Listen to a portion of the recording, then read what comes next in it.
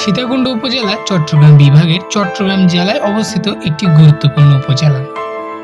এটি প্রাকৃতিক সৌন্দর্য, ঐতিহাসিক স্থান এবং শিল্পের জন্য পরিচিত।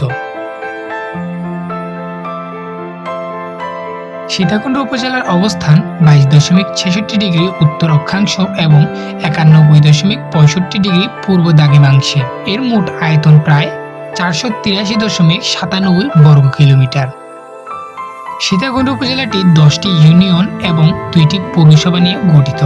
সীতাকুণ্ডের অর্থনীতি মূলত শিল্প এবং কৃষি নির্ভর। এখানে চট্টগ্রাম সিটির বড় বড় ইন্ডাস্ট্রিয়াল জোন অবস্থিত, যার মধ্যে উল্লেখযোগ্য হল BMF limited, Concord steels mills এবং অন্যান্য বৃহৎ প্রতিষ্ঠান। সীতাকুণ্ড উপজেলায় বিভিন্ন প্রাকৃতিক সৌন্দর্য এবং পর্যটন কেন্দ্র রয়েছে। এর মধ্যে সীতাকুণ্ড জাতীয় উদ্যান এবং চন্দ্রনাথ পাহাড় বিশেষভাবে উল্লেখযোগ্য। চন্দ্রনাথ পাহাড়ে একটি বিখ্যাত হিন্দু মন্দির রয়েছে যা পর্যটকদের আকর্ষণ করে।